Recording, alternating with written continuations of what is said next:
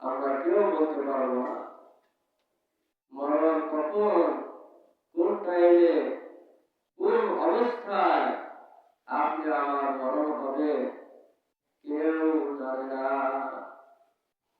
আল্লাহ রাব্বুল আলামিন বলেন, আমার বান্দা-বান্দী যখন মরণের সময় হয়ে যাইবে, এক সেকেন্ড আগেও নয়, এক সেকেন্ড পরেও নয়, আমার বান্দা যদি গাড়ির ভিতরে থাকে, গাড়ির ভিতরে মরণ হয়ে যায়, গাড়িতে অ্যাক্সিডেন্টে মরণ হয়ে যায়, বিমানে থাকে, বিমানে মরণ হয়ে যায়, নদীর ভিতরে লঞ্চ স্টিমার ডুবে মরণ হয়ে যায়, কার কখন মরণ এসে যাবে কেউ আমরা বলতে পারবো না। যে মরণ আসার আগে মালাকুল মউত আলাইহিস সালাম আসার আগে যদি আমরা তৈরি হয়ে থাকি, প্রস্তুত হয়ে থাকি, তাহলে আল্লাহ কোরআনে বলে, আমি আল্লাহ রাব্বুল আলামিন ওই সকল বান্দা-বান্দীদেরকে সমস্ত গুনাহটাকে মাফ করে দেব। সুবহানাল্লাহ। যে নতুন বছর আমরা শুরু হয়েছে প্রথম জুমা দিয়ে, প্রথম জুমার নামাজ দেখেন বাংলাদেশের ভিতরে অনেক বড় বড় আলেম ওলামাগণ 2025 সালে তারা ইন্তেকাল হয়ে চলে গেছে। এমনকি এই বাংলাদেশের একবার নয়, দুইবার নয়, তিনবারের প্রেসিডেন্ট ছিল, সেও অন্ধকার কবরে যাত্রী হয়ে চলে গেছে। সেও কিন্তু বাঁচতে পারে নাই। টাকা পয়সার কোনো অভাব ছিল না।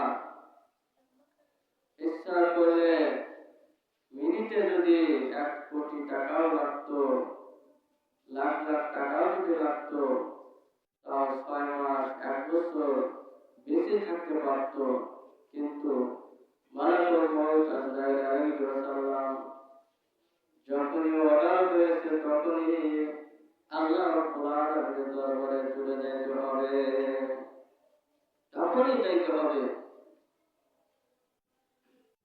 যে এই এশিয়া মহাদেশের ভিতরে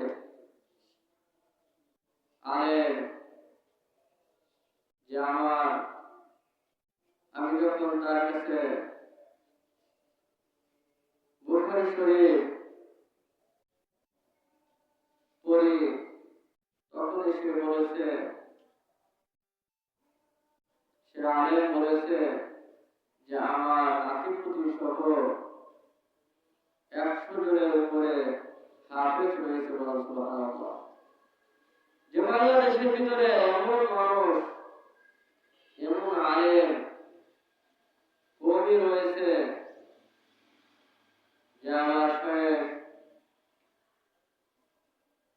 আল্লামা আজিজুল হক দামাত বরকাতুল আলিয়া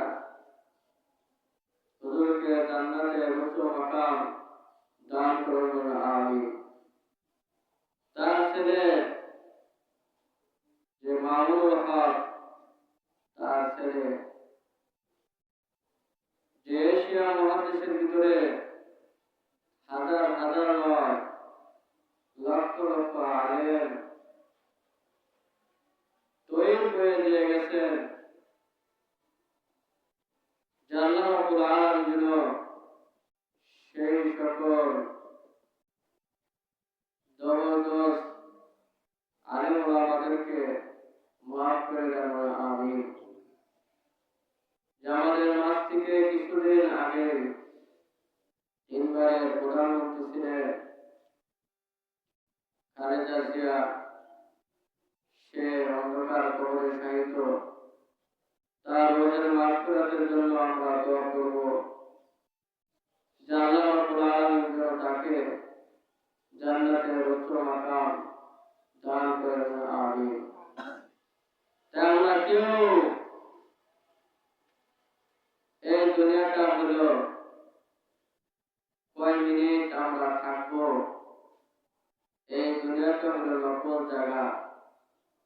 এই নকল জায়গা থাকার জন্য আমরা কত কিছুই না করি, কত সুন্দর সুন্দর অট্টালিকা বিল্ডিং গুলো বানাই, ছেলে সন্তানের জন্য কত কিছু না করি।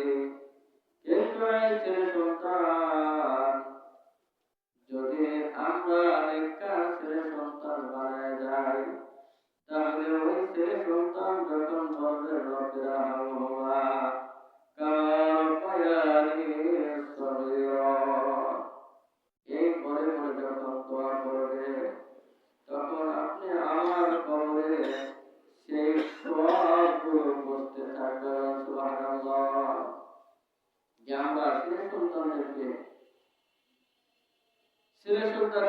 যেভাবে শিক্ষা দেওয়া দরকার সেভাবে শিক্ষা আমরা না দেওয়ার কারণে ছেলে সন্তানেরা নামাজ পড়া থেকে অলসতা হইতেছে, নামাজ পড়তে জানে না, কোরআন পড়তে জানে না। যে আমার ছেলেটাকে যদি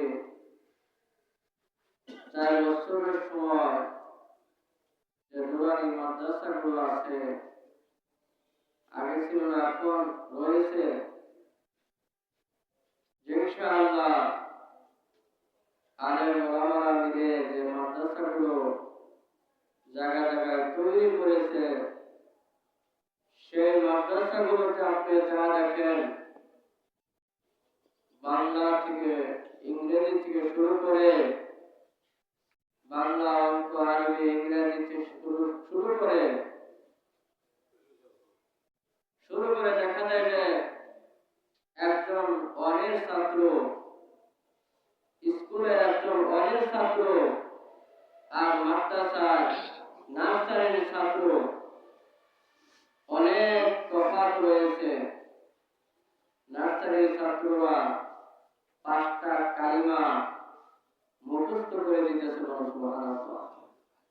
10টা হাদিস মুখস্থ করে দিতেছে, আর ওজুতে কয় ফরজ তাও মুখস্থ করে দিতেছে, গোসলে কয় ফরজ তাও মুখস্থ করে দিতেছে।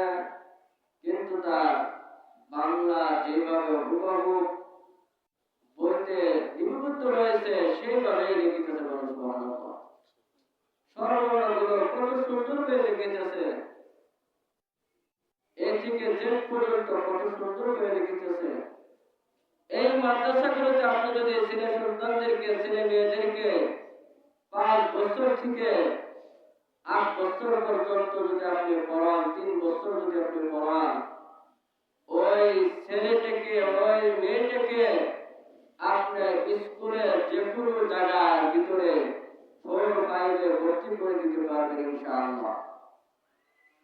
4-5-এ যখন ভর্তি করে দিবেন, তখন ওই আপনার ছেলে, ওই আপনার মেয়ে যদি সে কলেজেও পড়ে, কলেজে পড়ে যদি বড় অফিসে আদালতে যদি চাকরিও করে, অফিসারও হয়, কিন্তু তার কোরআন জানা আছে, হাদিস জানা আছে, সূরা জানা আছে, নামাজ জানা আছে, সে অবশ্যই নামাজ পড়বে, সুবহানাল্লাহ। সে অবশ্যই নামাজ পড়বে।